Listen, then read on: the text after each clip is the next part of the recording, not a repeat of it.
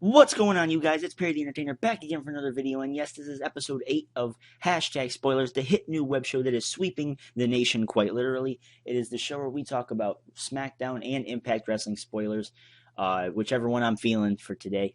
That's what we talk about, and I give my thoughts on it and everything. So let me know what you guys have to say about Smackdown and everything down in the comment section below. And I'm sure there are going to be annotations on the screen. Make sure you click on them. I'm sure you guys can, well, here comes the free plug party.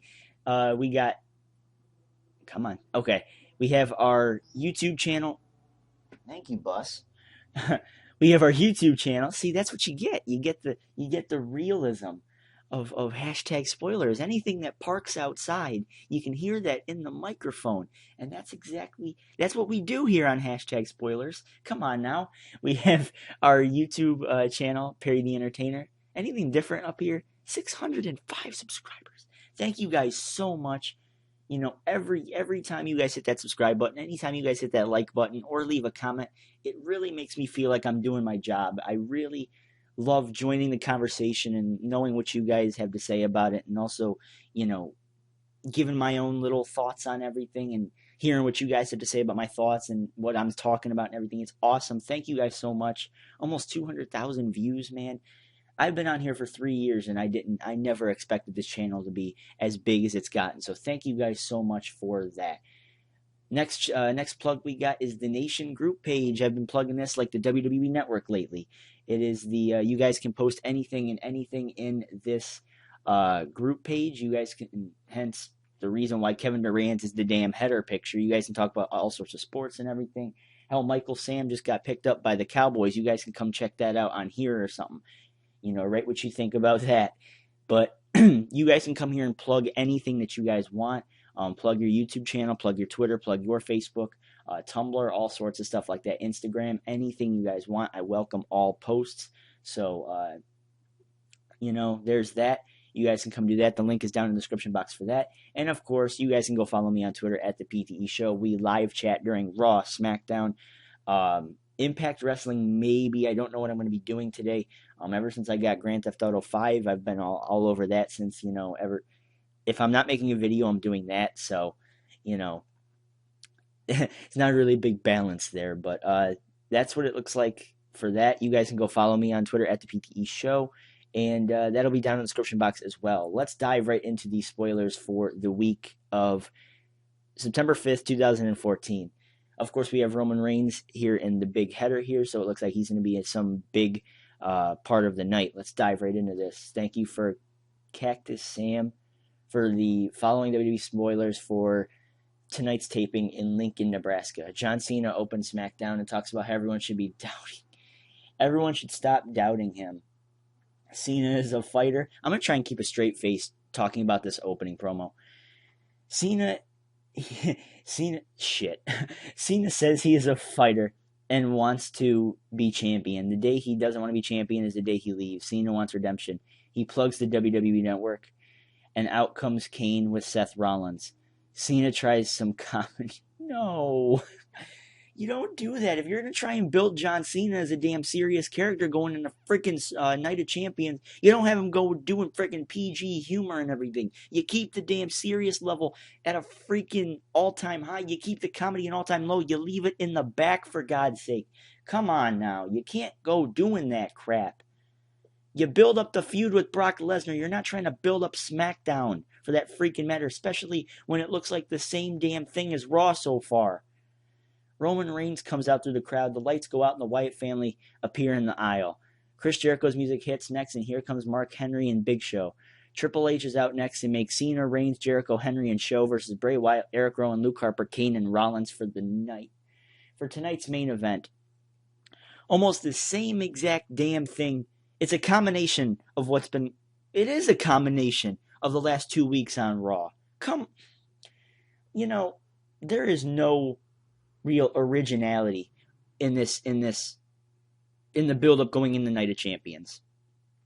It's Cena, Lesnar, and I understand that, you know, you can't really build it up every week considering Brock's not there every week. He never appears on SmackDown.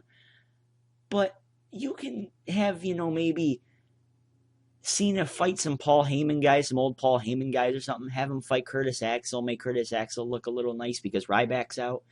Hell, you could have Cena put Ryback on the shelf in the first place. At least do it and make Cena look like he actually has some sort of advantage against Brock, because right now he has no credentials whatsoever for facing Brock at Night of Champions. He has no chance in hell, is what I'm trying to say. There's nothing that is going to make me change my opinion that Cena has any sort of chance against Brock at Night of Champions.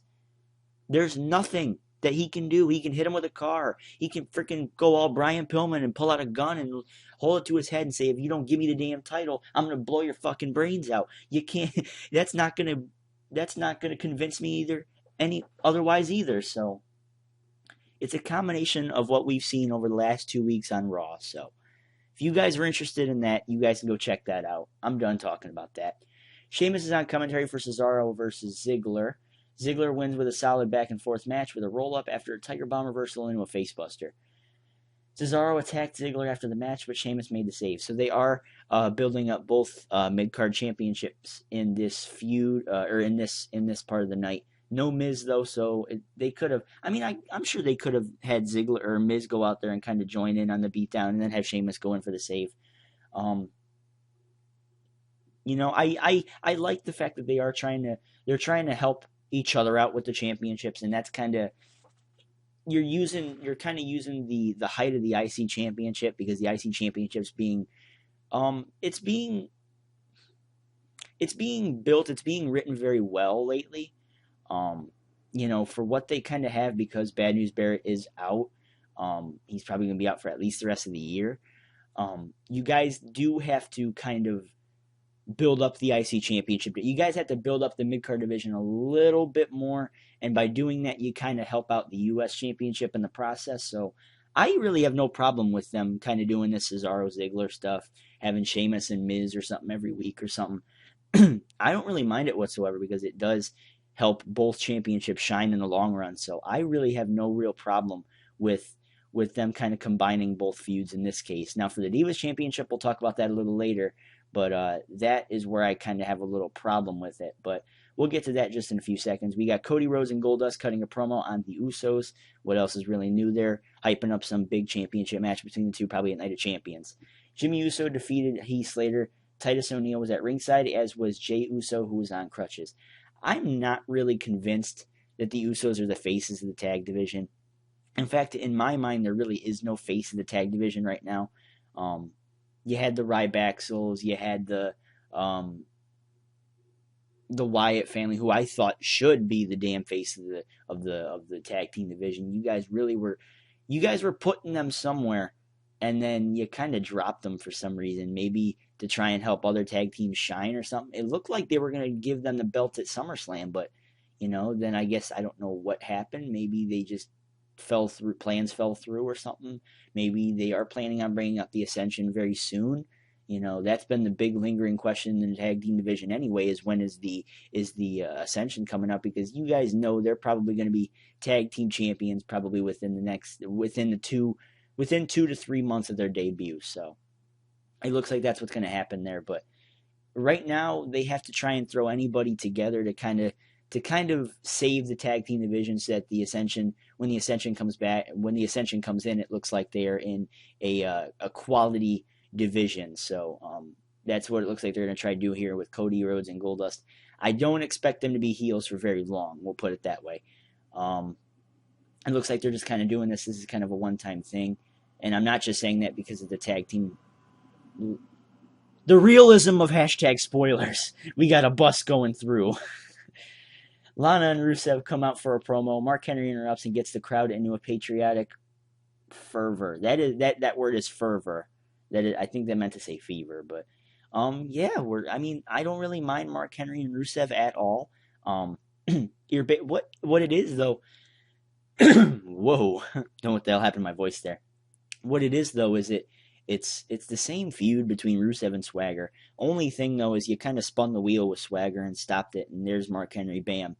It looks like they're going to try and do that same very well feud, USA and Russia. But Mark Henry has a little more credentials than Jack Swagger does when it comes to America and everything. Yeah, you had Swagger do his thing because he was the real American. He had the American, the patriotic gimmick and everything. That made sense to do. This time, you're kind of diving back into Mark Henry's past where he was an Olympic weightlifter and all that stuff for the U.S. and how he's the world's strongest man, a former world champion for that matter. This guy, the Hall of Pain stuff is still over, you guys. And, that's what I do and everything. Anything that this guy freaking says, anything this guy screams into a camera gets over. So, there's that. I don't really mind this at all. Rusev, and think about if Rusev gets a huge win over Mark Henry, what does that say for how WWE is planning to build Rusev for the immediate future? It looks like he is starting to become the next Umaga. So, a Samoan bulldozer, maybe some Russian bulldozer or something, or what is he? He's the hero of the Russian Federation, right? Like that's not really threatening. You're a hero of an international superpower, It's not really why don't just call him the international superpower or something? Call him the face of Russia or something like that. There you go. You guys can go do that. Yeah, I wouldn't necessarily call him a hero just because Vladimir Putin gave him a damn medal, but whatever. I'm just commenting on the storyline now. Brie Bella versus Paige up next with AJ and Nikki on commentary. I mean, it's better than having AJ and Brie on commentary because Brie can't act to save her fucking life. All AJ would do is probably say, like, insult her and shit, but heel versus face with a heel and face on commentary. The heel and the face start fighting. The face goes to ringside to stop them, comes back in the ring, gets DDT'd by the heel. So, this is the feud that I was talking about, though, when we were talking about the Cesaro and Ziggler thing. This is the feud that you guys want to keep away from each other because the highlight of the Divas division should always be the Divas Championship. Am I right on that? You don't have, just because this feud is between Daniel Bryan, quote unquote, Daniel Bryan's wife and the Authority, because Nikki joined the Authority at SummerSlam, just because that is a main storyline in WWE does not mean that should overshadow the Divas division. That does not mean that it should overshadow the Divas Championship for that matter either. Especially when these two feuds between Paige and AJ and Brie and Nikki Bella, they're two totally different storylines. Paige and AJ have that kind of creepy little, I love you, Paige. Oh, I love you, AJ. Just get the lesbian love on already or something. You got the kissing the hands and the sharing candy and all that stuff. And that's all fine and dandy for that feud. But then you have the feud on this side where it is getting personal. Don't get me wrong. That's exactly what I've been begging WWE to do with this feud. But there's a fine line between building up a feud personally and then just making it awkward. And Nikki made it awkward with that growing up Bella's segment on Raw on Monday. So, and then combining the feuds, that's not going to do anything but make the Divas division look like a bigger clusterfuck than it already freaking is. So, let me know what you guys have to say about this. What do you guys think about them combining the Paige and AJ and Brie and Nikki Bella feud? Do you guys expect a Fatal 4-Way at Night of Champions for the Divas Championship? Do you guys expect Nikki to walk out champion? But, if she really is the face of the damn Divas division, she's sure as hell taking the John Cena approach with it. But Bo Dallas, by the way, I didn't mean anything like that, but whatever. Bo Dallas squashes Zack Ryder with a Bodog. Bo cuts a promo after the match, but is interrupted by Swagger and Zeb Coulter. Swagger brawls with Bo and runs him off. So they are going the way with having Bo make Ziggler, or what did I say, Ziggler?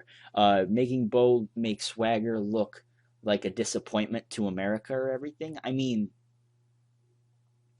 anything to try and get Bo over as a heel. He's being cheered. He's being more cheered than he is a face, and WWE does need more. They need credible heels in the mid-card division, so that's why I kind of understand why Bo Dallas is a heel right now, but he doesn't have the right gimmick for it. He's being cheered by everyone.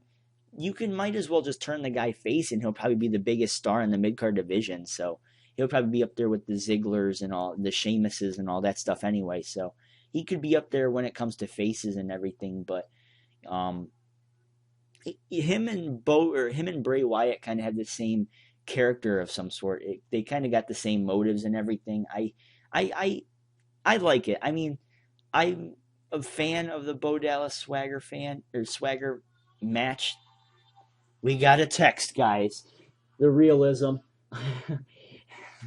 the realism of hashtag spoilers is upon us. Roman Reigns, John Cena, Chris Jericho, Mark Henry, and Big Show versus the Wyatt family, Kane and Seth Rollins was a long match. The babyfaces win by disqualification when Cena gets the hot tag and all the heels attack him. Babyfaces hit their finishers and celebrate in the ring to end SmackDown. There were huge chants for Cena and Jericho. So the faces go over again in a big combination match of the last 2 episodes on Raw.